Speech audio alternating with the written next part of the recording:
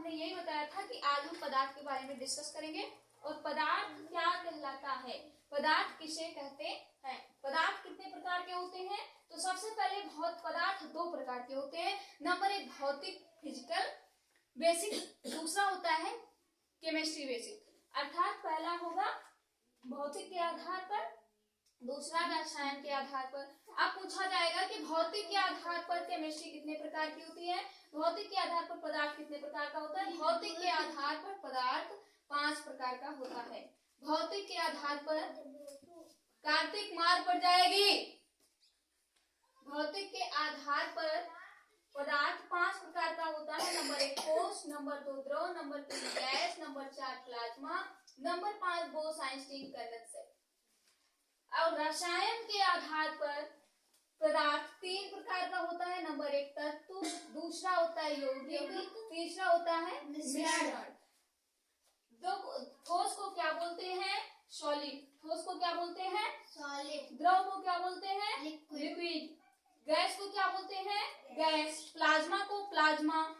और Bose-Einstein condenser को Bose-Einstein condenser ही बोलते हैं। अगला आपका आता है रसायन के आधार पर 3 प्रकार के पदार्थ होते हैं। पहला होता है तत्व एलिमेंट, दूसरा होता है यौगिक, तीसरा होता है मिश्रण। अब बात करते हैं भौतिक के आधार पर सिर्फ 5 प्रकार के पदार्थ होते हैं।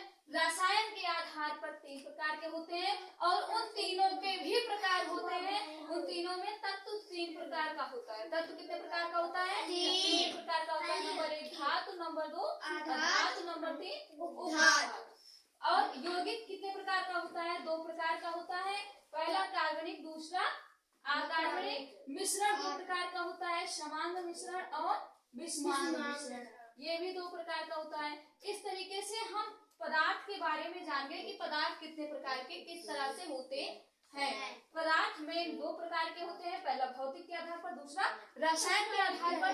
भौतिक के आधार पर 5 प्रकार के होते हैं, रसायन के आधार पर 3 प्रकार के होते हैं और उन तीनों के अपने अपने प्रकार होते हैं। तत्व के 3 प्रकार होते हैं, यौगिक के 2 प्रकार होते हैं, मिश्रण के 2 प्रकार होते हैं। अब सबसे पहले जानेंगे कि पदार्थ क्या है, व्हाट इज मैटर।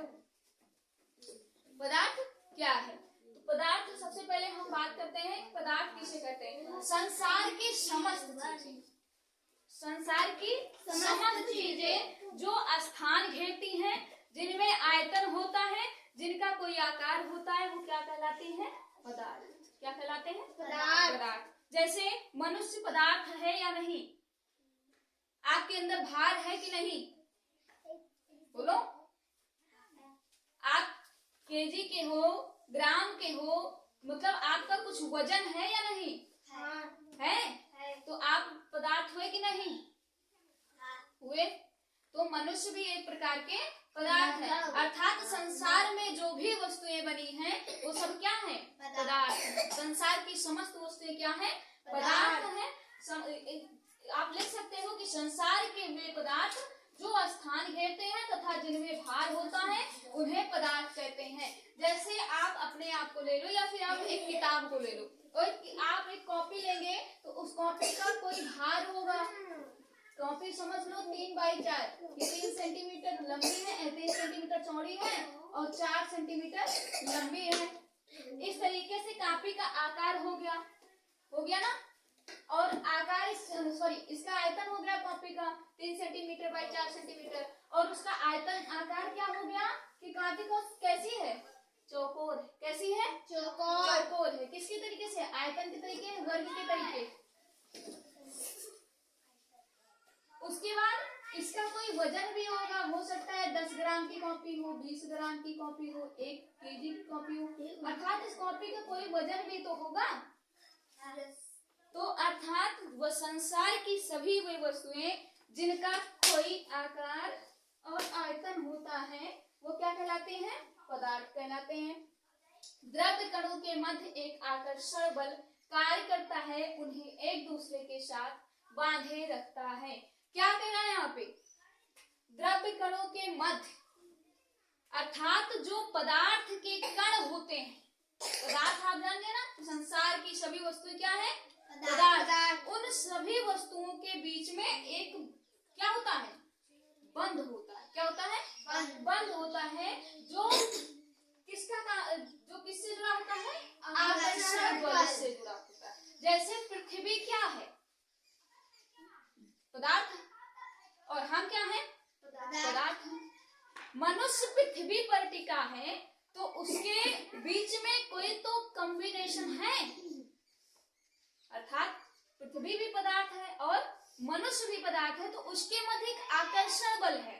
पृथ्वी के अंदर चुंबकत्व गुण है, पृथ्वी आपको अपनी तरफ खींचती है और आप पृथ्वी को अपनी तरफ खींचते हैं। दोनों का जब बल लगता है तो क्या कहलाता है, आकर्षण बल कहलाता है। क्या कहलाता है, आकर्षण बल कहलाता है। जैसे आप मसाला बनते देखा, जब घर बनता है ईंट जोड़ने के लिए, उसमें क्या क्या आप मिलाते हो, बालू मिलाते हो, मोरंग मिलाते हो, सीमेंट मिलाते हो, गिट्टी मिलाते हो ना, तब आपके पास एक छत बनता है ना। उस छत में आप जब देखने जाते हो तो एकदम सिंपल चिकना समतल दिखाई देता, और उसके अंदर सारे मटेरियल क्या हो जाते हैं, आपस में जुड़ जाते हैं, एक दूसरे को आकर्षण कर लेते हैं। वही क्या कहलाता है, अट्रैक्शन फोर्स, आकर्षण बल कहलाता है, जब एक दूसरे को अपने अंदर ही समाहित कर लिया जाता है। ठीक है, इस तरीके से द्रव्यमान का निर्माण अत्यंत सूक्ष्म कणों से होता है। पदार्थ सूक्ष्म कणों से मिलकर बनता है। आप कह सकते हो कि पदार्थ सूक्ष्म कणों से मिलकर बनता है। ईंट, आप देखो ईंट जिससे घर बनाया जाता, जोड़ा जाता है, उस ईंट को कैसे बनाया जाता है, वो ईंट किससे बनती है, कोई बता सकता है? मिट्टी से बनती है ना। जब वो ईंट मिट्टी से बनती है तो मिट्टी कैसी होती है, आप मिट्टी को ऐसे हाथ में उठाओ और फूको तो क्या होगी, उड़ जाएगी। और आप एक ईंट को उठा के फूकोगे तो क्या होगा, नहीं उड़ेगी ना। इसका मतलब है कि जब कई सारे पदार्थ मिलकर, कई सारे द्रव्यमान मिलकर एक पदार्थ का निर्माण कर देते हैं तो क्या कहलाता है, पदार्थ कहलाता है। किसी वस्तु का निर्माण कर देते हैं तो पदार्थ कहलाता है। और इसीलिए कहा गया है कि द्रव्यमान का निर्माण अत्यंत सूक्ष्म कणों से होता है, अर्थात निम्न कणों से, सूक्ष्मतम कणों से मिलकर पदार्थ का निर्माण होता है, जो क्या कहलाता है, द्रव्यमान कहलाता है। क्या कहलाता है, द्रव्यमान। यहाँ से आपको पता चला कि आप पदार्थ को एक नाम और दे सकते हो, और वो नाम क्या है, द्रव्यमान। क्या है, द्रव्यमान। आपके पास पदार्थ के कितने नाम आ गए, 3 नाम आ गए, द्रव्यमान, पदार्थ, द्रव्य, और दूसरा इंग्लिश में मैटर। आपके पास 4 ऑप्शन है। ठीक है, अगला क्या कहता है कि पदार्थ 3 प्रकार के होते हैं। ये कल डिस्कस हुआ था कि पदार्थ कितने प्रकार के होते हैं, 3 प्रकार के होते हैं। कौन कौन से, ठोस, द्रव, गैस। पहला क्या है, ठोस, दूसरा द्रव, गैस। ठोस क्या होता है, सॉलिड अवस्था कैसी होती है, आप जानते हो कि ठोस वह पदार्थ जिनका आकार एवं आयतन निश्चित होता है और अंतराणविक बल, इंटरमोलिकुलर फोर्स मजबूत तथा गति धीमी से होती है। आप जानते हो कि जिन पदार्थ का आकार एवं आयतन निश्चित होता है, जैसे अभी हमने बताया ये कॉपी है, कॉपी का आकार एवं आयतन और द्रव्यमान भार भी इसका निश्चित है। लेकिन इसमें क्या हो रहा है कि अंतराणविक बल मजबूत है, इसके अंदर जो कॉपी को बांध के जो नत्थी करके रखा है, चाहे वो रस्सी से बंधी हो या धागे से बंधी हो या कांटी लगी हो, वो कैसी है, मजबूत है और धीमी गति से चलती है। अर्थात धीमी, आप एक एक पेज में लिखते हो कि सारे पेज में एक साथ लिखते हो, एक एक पेज में लिखते हो ना, तो कॉपी में एक एक पेज लिखने का मतलब हो गया कि कॉपी की जो उपयोगिता है वो कैसे चलती है, धीमी गति से चलती है। उसकी अंतराणविक अवस्था कैसी होती है, बल कैसा होता है, धीमी गति से चलता है और मजबूत होता है। कॉपी फटती तो नहीं है ना, आप साल भर लिखते हो, कॉपी में ऐसे पकड़ते हो, ऐसे खोलते हो, लेकिन कॉपी कभी फटती नहीं है। अर्थात कहने का मतलब है ठोस वह अवस्था है जिसका आकार एवं आयतन निश्चित होता है और अंतराणविक बल मजबूत होता है तथा उसकी गति धीमी होती है। ठीक है, अगला, ठोस 2 प्रकार के होते हैं, नंबर 1 क्रिस्टलीय और नंबर 2 अक्रिस्टलीय। क्रिस्टलीय ठोस कैसा होता है, इसका आकार निश्चित, ज्यामिति, आकृति और गलनांक निश्चित होता है। अर्थात ठोस में क्या होता है, आकार इसका एकदम बिल्कुल निश्चित होता है। कैसा होता है? निश्चित होता है और ज्यामितीय आकृति की होती है। ज्यामिति आप ज्योमेट्री में देखे हो ना, ज्योमेट्री बॉक्स में जो सारे निकलते हैं उसके बॉक्स के अंदर सामान, वो कैसे होते हैं? कोई त्रिभुज के आकार का होगा, कोई गोले के आकार का होगा, कोई आयतन के आकार का होगा, कोई वर्ग के आकार का होगा। तो आप चतुष्फलकीय देखे होंगे, षटकोण बचपन में पढ़े होंगे, पढ़े हैं ना? वो कैसा होता है? ज्यामितीय होता है। षटकोण कैसा होता है? ज्यामितीय होता है। अर्थात क्रिस्टलीय ठोस का जो क्रिस्टलीय ठोस होता है वो ज्यामितीय आकार का होता है और उसका गलनांक निश्चित होता है, अर्थात उसके गलने की अवस्था होती है, वो गलना, उसके अंदर गलनांक होता है। जैसे एग्जाम्पल आपको हीरा का दिया जाता है। हीरा को क्या करते हैं? घिसते हैं ना। हीरा को जितना घिसते हैं पत्थर पे उतना ही चमक आती है, उसमें आती है ना। हीरा को क्या किया जाता है? हीरा को संजो के तो नहीं रखा जाता सोने की चांदी की तरह। हीरा को क्या किया जाता है? खूब तोड़ा जाता है, उसको घिसा जाता है। और हीरा कैसा होता है? हमेशा चतुष्फलकीय आकार का होता है। हीरा कैसा होता है? चतुष्फलकीय आकार का होता है। ऐसे तो होता है हीरा, ऐसे तो होता है हीरा। हीरे का टुकड़ा कभी भी आप देखोगे तो चतुष्फलकीय आकार का होगा, ऐसे ही तो होगा। हम गलत बना दिए हैं, ऐसे होके ऐसे तो होता है हीरा। तो अर्थात क्रिस्टलीय ठोस हमेशा ज्यामितीय आकृति का होगा और उसकी गलनांक उसमें निश्चित होगा। अब दूसरा आता है अक्रिस्टलीय ठोस। अक्रिस्टलीय ठोस किसे कहते हैं? इसकी कोई ज्यामितीय आकृति नहीं होती है। सोने चांदी की कोई ज्यामितीय आकृति नहीं होती है और इसमें कोई गलनांक नहीं होता है। जैसे कांच, आप शीशा देखते हो, शीशा, कांच को शीशे के आकार का बनाया जाता है। शीशा आपका गोल बन सकता है, वर्गाकार बन सकता है, त्रिभुजाकार बन सकता है, आयताकार बन सकता है, किसी भी आकार का बन सकता है। और आप एक कांच को उठा के फेंक दो तो कभी भी उसका कोई आकार नहीं निकलेगा। कांच को हीरा को तोड़ने के बाद चतुष्फलकीय आकार निकलता है, लेकिन कांच को तोड़ने के बाद कोई निश्चित आकार नहीं निकलता है। वो चूनी भी हो सकता है ना।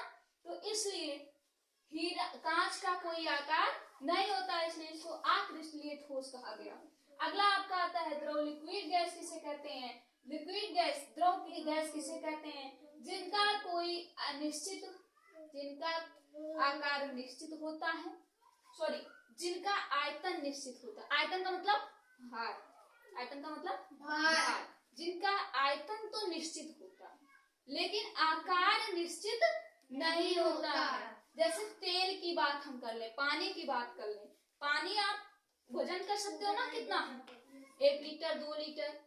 अगर उस पानी को हम ऐसे गिरा दें तो क्या वो नीचे जाके कोई एक आकार में बन जाएगा? नहीं, वो तो फैल जाएगा जहां तक फैलना चाहेगा। यस, तो पानी का कोई आकार नहीं होता है, इसलिए वो क्या कहलाता है? द्रव। क्या कहलाता है? द्रव। द्रव में जिसका आयतन निश्चित होता है परंतु आकार निश्चित नहीं होता, वह द्रव कहलाता है। जैसे दूध, पानी, डीजल। कमरे के तापमान से ऊपर, आप जिस कमरे में रह रहे हो उसका तापमान अगर 30 डिग्री से 35 डिग्री के निम्न वाष्प द्रव के रूप में पाए जाते हैं। अगर आप जिस कमरे में रह रहे हो उसमें अगर द्रव पदार्थ होगा तो कितने डिग्री सेल्सियस के नीचे होगा? 30 डिग्री से 35 डिग्री, अर्थात मैक्सिमम 35 डिग्री सेल्सियस का द्रव होगा या तो 30 डिग्री सेल्सियस का होगा। अगला आपका आता है गैस।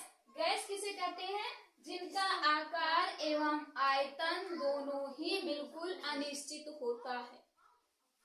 गैस की आप आकार बता सकते हैं? गैस सिलेंडर को खोल दिया जाए और गैस ऊपर चल जाने लगे तो क्या गैस कोई एक भगोने के आकार की बनेगी? गोले के आकार की बनेगी? आपको दिखाई देगी? नहीं दिखाई देगी, अर्थात उसका कोई आयतन नहीं होता है और कोई आकार भी उसका नहीं होता है। गैस को हम खोल दें, सिलेंडर को हम बाहर ले जाके खोल दें और एकदम छोड़ दें गैस को, तो क्या गैस आपको दिखेगी? कितने किलो गैस चली गई? दिखेगी? नहीं दिखेगी ना। इसलिए गैस का कोई आकार नहीं होता, कोई आयतन नहीं होता, इसलिए वो क्या कहलाती है? गैस कहलाती है। जैसे ऑक्सीजन, मीथेन, गोबर गैस। जब आप देखते हो कोई इंसान बहुत बीमार होता है जो सांस नहीं ले पाता है, उसको एक ऑक्सीजन लगाया जाता है, देखा था नहीं? रियल में नहीं देखा होगा तो मूवी में देखा होगा। तो क्या उस ऑक्सीजन में कितनी गैस जा रही है आपको दिखाई दे रही है? नहीं दिखाई दे रही है ना। इसका कहने का क्या मतलब है कि गैस किसे कहते हैं? जिनका आकार एवं आयतन निश्चित नहीं होता है, जो हमें बिल्कुल दिखाई नहीं पड़ती है, वो क्या कहलाती है? ऑक्सीजन, सॉरी गैस कहलाती है। क्या कहलाती है? गैस कहलाती है। इस प्रकार से आज की क्लास में हम पदार्थ के बारे में जान चुके हैं कि पदार्थ क्या होता है और इसका क्या उपयोग होता है। ठीक है, आगे की क्लास